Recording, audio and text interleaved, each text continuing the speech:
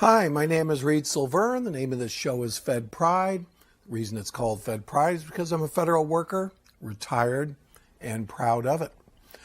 Today for me, it's April 13th. It's a Friday. For you, it's probably going to be the following Thursday or Saturday or any one of a number of weeks until I have another show next month. So basically, everything I'm going to say is going to be completely and totally obsolete and irrelevant by the time you see it. What is the solution to that? There's only two possible solutions. One is to talk about subjects that are so incredibly obscure and unimportant to the average person that it doesn't matter what week or what the news is when I talk about it. And the other is just for me to talk about what's current and then have it be completely obsolete and irrelevant by the time you watch it. So I'm going to do a combination of both. Today, really, there's a lot of news, and there's so much news that it's almost impossible to cover. So I'm not going to cover most of it. Among the things are North Korea set off a three-stage rocket where they were going to put a satellite in space and prove that they could put a nuclear bomb on a rocket that could hit the United States. The first stage went off fine, and the second and third stage blew up and disintegrated along with any possible satellite that may have been on it. Is that good news or bad news? Well, it's good news in that they didn't prove that they had this capability.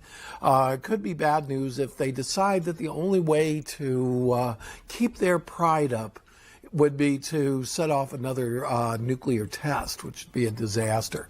As it is, the U.S. government, the Obama administration, a little pissed off at them, and they've suspended food aid for the present because even the launch is a violation of a recent agreement from a couple of months ago.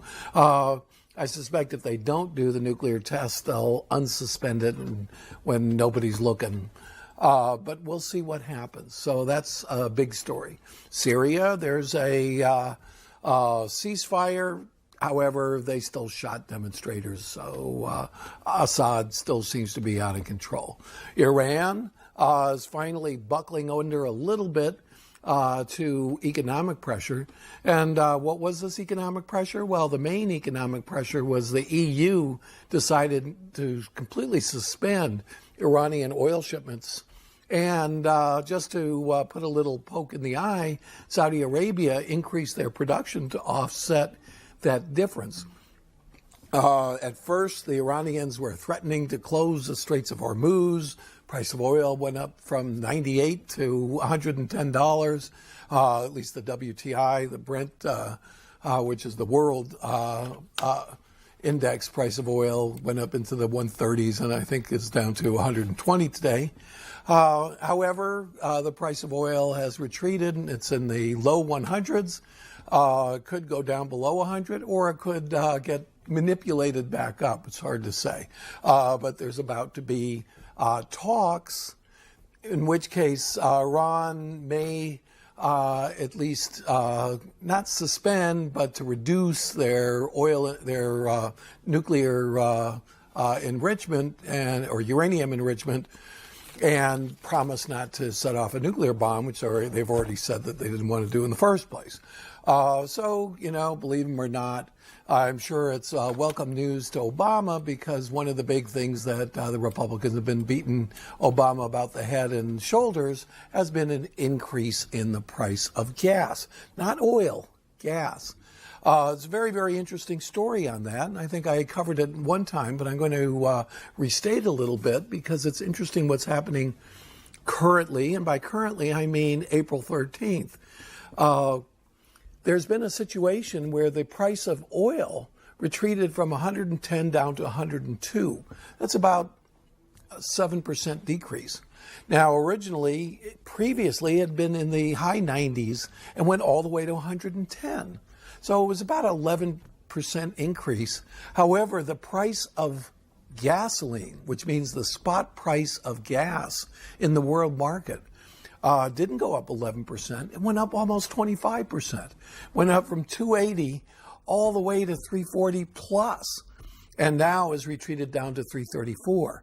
So, and this all happened in a couple months when there was just furious politicking on the Republican side, and Fox News, the Republicans, and everybody else decided to jump all over the president and blame him for high oil prices that they claimed was caused by his policies. Now, what policies were they talking about? And this is interesting because I just watched Romney do a speech to the NRA where he repeated all this stuff. And according to them, Obama is reducing our economic freedom guaranteed by the Constitution to drill on public land.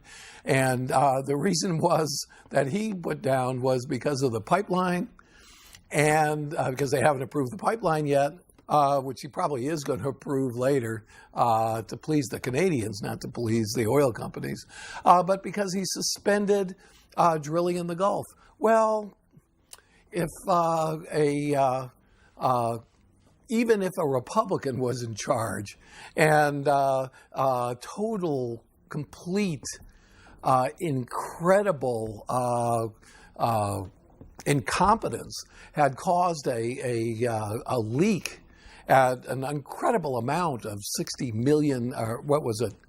I think it was 20 to 40 million barrels of pure crude oil leaking into the Gulf.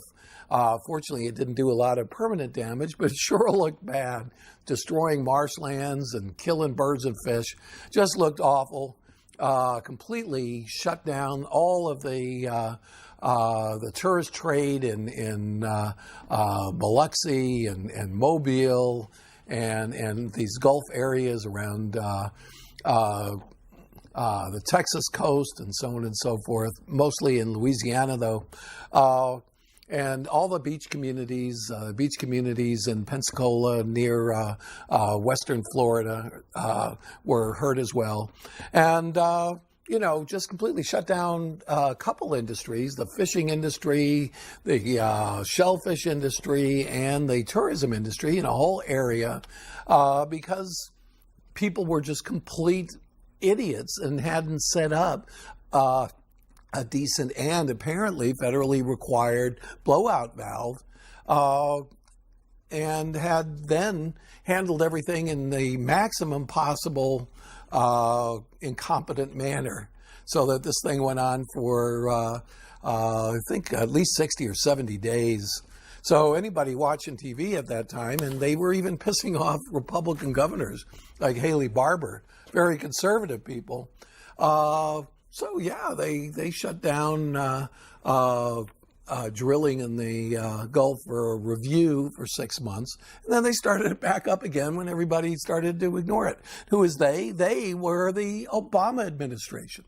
So any shortage that would have resulted in, that's well over. As far as the pipeline is concerned, well, the purpose of the pipeline is not to provide crude oil to make gasoline for the people of the United States, just the opposite. It's to take the glut of crude oil that's coming down from the tar sands up in Alberta, Canada, bring them down to Texas so it can be re-exported. Not to be used by America, not to reduce our own gas supply, but actually, or not to increase our own gasoline supply, but to reduce our own gasoline supply. Because right now, those refineries that are in the Midwest and in Oklahoma are producing only gasoline for ourselves. And actually, that's one of the reasons there's a big difference in the price of gasoline between the coasts on either side and Texas and Arizona and places in the middle.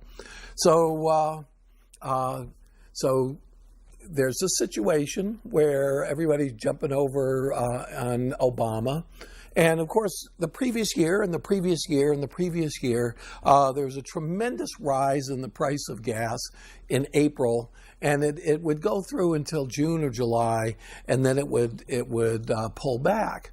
Part of it was because of the oxygenization cycle, which is the cycle of producing gasoline in areas like California and so on and so forth that are under regulations to reduce smog. And what they do is during the summer, when there's most of the inversions, they oxygenate the gasoline. They have to change out the refineries, especially in the West Coast, and put a whole different, system in, and work that system with higher priced gasoline for 4 or 5 months, and then go back to winter gas, which is both cheaper and produces more pollution. So that's basically a cycle that's been going on. And usually as an excuse for that cycle, instead of just raising it a few pennies, the oil and gas and gasoline industry, especially the gasoline industry, increases their margin tremendously and pushes up the price of gasoline 20-30%. Last year, the price of gasoline went over $4 and caused Obama to do some pretty, I thought, clever shenanigans because the price was going up. And of course, he was having an unpopular period, to say the least, last summer, and the economy was stalling out as well. So what he did was he made an agreement with the Prime Minister of England and the EU to release 60 million barrels onto the market from reserves. That reduced our crude oil reserves from 730 million barrels to 700 million barrels, and 700 million barrels is a lot of oil and a lot of excess oil. So basically, it didn't hurt us at all. But he did it in such a way. First, he denied that they were going to hit the reserves. And then the speculators were in there, and they'd been in there for the last 3 or 4 months, just pushing up the price of gasoline and the price of oil to much, much higher levels than the very high inventories that were already there justified. So just at the point where all the contracts were being called and so on and so forth, and all these speculators had jumped in long, and they stayed long because the government said, we're not going to take an action. Boom! There's a mutual announcement at the end of a trading day. I think it was at the end of a Friday, but I'll have to check that. It could have been a Thursday. On the 23rd of June, 2011, and simultaneously announced in Europe and in the United States that the 60 million barrels of oil will be shipped directly to the refineries that already had a glut of product. So they couldn't even use it in the first place. So it hit the speculators right in the belt and the pocketbook. And the speculators, some of them lost a lot of money. None of them complained about it the next day because they would have been unleashed or whatever the word for it is, exposed, I think is the best word, as speculators are speculating against the American people and against our own economy. So, but he doesn't have to do that this time. And the reason he doesn't is because there is this glut. There's actually really a glut of oil and a glut of gasoline in the United States. And Obama just had to wait until, they pushed it up 2 months early is what happened. And it pushed up to the point a little below where it had maxed out the last time, last year. And it's reached its top. And then the crisis in the Middle East that the speculators had counted on didn't work out. Now we're in talks with Iran and so on and so forth. I don't think it's going to help anything, but it kind of took the sails out of the speculation in the at least the crude oil market. But the gasoline oil market is very interesting. Crude oil went down 7%, but gasoline only went down 2%. And then the price at the pump didn't go down at all, at least not here in Tucson. And I've been reading that there are some places where they're actually continuing to push the price of gasoline up. So is it political? Is there a conspiracy? I'm not saying any of that. I am saying that we have between 35 and 55% of any commodity market, and I've checked this with CFTC figures, are what they call non-commercial. Non-commercial basically are speculators. And the weeks that it was going up, when I was checking this, the commercial market, what is a commercial market? Commercial market are buyers, sellers, shippers of the commodity. When their future comes due, they end up having to get in a big pile of 1,000 barrels of oil. They got to put into a ship, or they got to put into a pipeline they have to do something with. The speculators, they buy futures as if they're stocks, or they buy futures as if they're credit derivatives.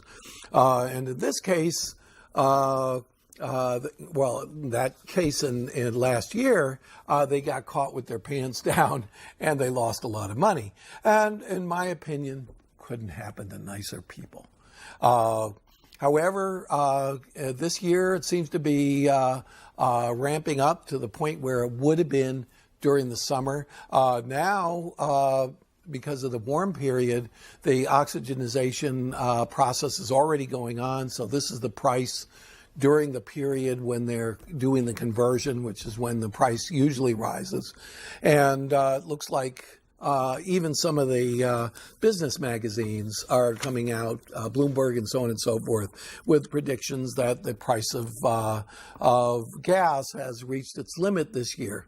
Whether it will or not, for all we know, they could all get together and really screw up the economy and push the price of gas up. However, if they do that, there's going to be that possibility that Obama's going to play a little game on them. And just when those margin calls and just when those contracts are being called in, boom, getting caught with too much inventory and a price collapse just as the contracts are coming due. They need to sell them. They have to sell them, and they get caught in a margin call, and they end up losing actual, real money. So that's the oil thing. Then there's a bunch of other things going on. And one of the things that really interests me, this whole argument about taxes are theft, Obama is trying to take our economic freedom away from us. Obamacare, the idea of a mandate, is unconstitutional, and everything Obama does is unconstitutional. Making non-Catholics who work for Catholic hospitals, making Catholic hospitals cover their non-Catholic people, because a good Catholic would never get contraception in the first place. So they're not covering contraception for their own people, for their own true believers, because they would never take it. But for the other people, oh my God, they would have to cover contraception, which supposedly only costs $45 anyway, a month or whatever it is. That's, an attack on religious freedom and so on and so forth, and then personal freedom, take our guns away and all that stuff. Of course, there's been no attempt to take anybody's guns away. In fact, in Republican states like ours, there's a bill on the governor's desk to force colleges, that have had mass shootings, to let the next Jared Loughner go to class with a gun in his hip. So to me, that's pretty bad news, but, that's the kind of thing that's going on. So what's the bottom line? The bottom line is there a free market system or isn't there? And a very, very interesting story came up. Now, I've talked about the flash crash. A few years ago, a trader made a mistake, bought 10 times as much as a certain index fund of stocks that he was supposed to. And the entire market, not just the index fund that he overbought, but the entire market collapsed 22% in a couple minutes. And then they suspended trading, fixed the problem, and then it went back up just to where it was before. So what does that mean? That means that a player, a specific individual, can corner a market and distort it. And what does that mean? That means that the basic theory, which is that many buyers and many sellers in every market, completely unmanipulatable, create and do price discovery based on supply and demand. Truly, the flash crash disproved it. They're now finding out that some 40% of stock and bond and credit derivative transactions are done by not just program trading, but instant, massive program trading. Trades that are so quick that they get canceled before they even get finished, before money changes hands. So there's buy signals coming in, but money is not changing hands, and then they sell. So they force the price up a little bit, and then they sell, and they make a few basis points, and a few basis points builds into billions and billions and billions of dollars. And that was the market itself. Now we found that one of the big banks, in fact, J.P. Morgan, the famous, bank that controlled the world during the Depression and so on and so forth, they were caught with their hands in the till. A guy named Isker, who's called the London Whale. And a whale in Vegas terms is a gambler who gambles so much that the entire casino is going to be made or broken by whether he wins or loses money. And what happened was he had gone in, they think, to the tune of $100 billion. I know that sounds bizarre, but apparently on their own account in this CIO, which is this trading place, which is designed supposedly, and other banks have these too in Europe, only to hedge against assets that the bank has. So these are in credit default swaps, but it's a little more sophisticated than that. They're in an index fund of credit default swaps. Well, first of all, what's a credit default swap? Credit default swap is if I buy a bond, a GM bond, and I want to protect myself in case GM defaults and doesn't pay the bond, I can get an insurance policy called a credit default swap, or a CDS. If I hold the bond and I have an insurance policy against it, that makes perfect sense. But what if I just buy the insurance policy? And that's the old, my neighbor's sick, I'm going to buy $1 billion insurance policy on his life. Boy, I hope he dies. That's the basic concept of that. Those are called naked credit default swaps. And this guy had $100 billion in one fund, or in a set of funds, that ended up distorting the market. Well, who outed the guy? He was outed by other hedge fund managers, because the hedge funds run programs, algorithms, that basically say when the sum of the values of an index are different from the index, I automatically buy or I sell depending on the disparity, because it's going to flip back into normality. Well, it didn't.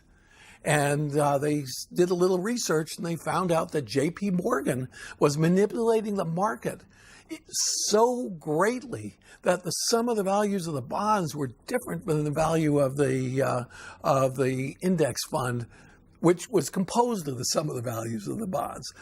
A situation that's supposed to be impossible. But it is possible because of manipulation, because of cornering the market. And that guy could change the market up down, sell, buy, so that only he could make money and everybody else will lose. It's called skimming. Should be illegal, but they rewrote the rules. My name is Reed Silverne. The name of the show is Fed Pride. Thank you for watching.